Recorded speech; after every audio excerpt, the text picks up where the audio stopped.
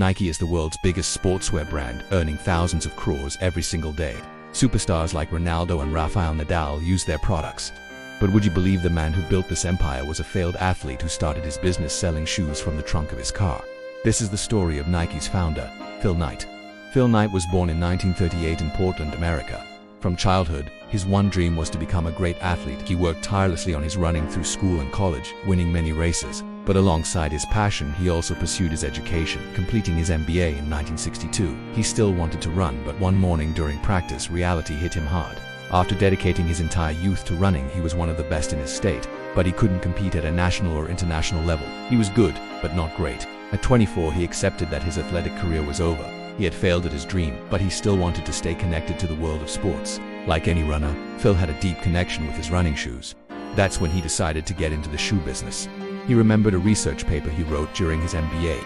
He had argued that just as Japanese cameras disrupted the American market with high quality and low prices, Japanese shoes could do the same to giants like Adidas and Puma. It was a huge risk to bet on a college project, but Phil had no other options. He decided to import and sell the Tiger brand of shoes from a Japanese company called Onitsuka. So, Phil gathered all his savings and flew to Japan. He managed to get a meeting at Onitsuka's office, but he was incredibly nervous. He was a shy, introverted young man trying to partner with a huge company. When the executives asked for his company's name, something clicked. He pictured the blue ribbons he'd won in races and blurted out, "Blue Ribbon Sports." The company didn't exist, but the name impressed them. Phil then passionately pitched the ideas from his college paper. The executives were so convinced that they agreed to let his non-existent company, Blue Ribbon, sell their shoes in America. It was a deal. Overjoyed, Phil gave him his address for the samples and flew back. But then, for long months passed with no shoes. Onitsuka kept saying they were coming soon, but nothing arrived. A year went by. Phil had almost lost hope and had taken a job as an accountant to survive.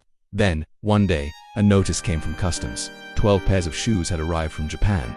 He rushed to get them and immediately showed them to his old college coach, Bill Bowerman, explaining his business plan. Bowerman was so impressed with the shoes that the very next day, he offered to be a 50% partner. Phil was stunned. Bowerman was a coaching legend, obsessed with making shoes lighter and better. He would often borrow his athletes' shoes, tear them apart, and modify them to improve performance. For Phil, Bowerman was a godlike figure, and now he wanted to be his business partner. It was a no-brainer. They shook hands that same day. Phil wrote to Onitsuka requesting exclusive rights to sell Tiger shoes in the Western USA and placed an order for 300 pairs, costing $1,000. This time, the shoes arrived on time, along with the exclusive rights. Phil quit his accounting job, set up an office in his parents' basement, and got ready to sell. But every sports shop he approached turned him down. He couldn't afford his own store, so he came up with a new plan. He filled the trunk of his car with shoes and drove to athletic meets, talking to coaches, athletes, and fans. Unlike his past failed attempts at sales, this time was different. The shoes sold like crazy. As a former athlete, he understood his customers' needs and could easily convince them that Tiger shoes were the best. He sold all 300 pairs in just 2 months and placed an order for 900 more. His earnings were $2,000, but the new order cost $3,000.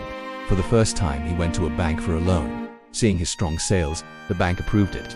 Phil finally had a career he loved, a great partner, and a product that sold itself. Life was good. But then, a twist. A wrestling coach sent Phil a letter claiming that he now had the exclusive rights to sell Tiger shoes in all of America and ordered Phil to stop his business immediately.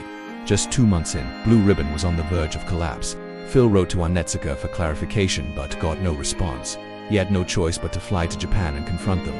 He passionately argued his case, showed his strong sales, and even met the company owner, Mr. Onitsuka himself. The owner was impressed by Phil's passion, saying it reminded him of his younger self. He reinstated Phil's distributorship for the Western USA. Phil was relieved, but his problems were far from over. Blue Ribbon's sales hit $8,000 in its first year and doubled to $16,000 in the second. But this growth became a problem. Phil wanted to grow fast, so he kept doubling his orders. All the profits and more were reinvested. The company was drowning in debt with negative cash flow, and the bank cut him off. To save Blue Ribbon, Phil had to go back to being an accountant, pouring his entire salary into the business.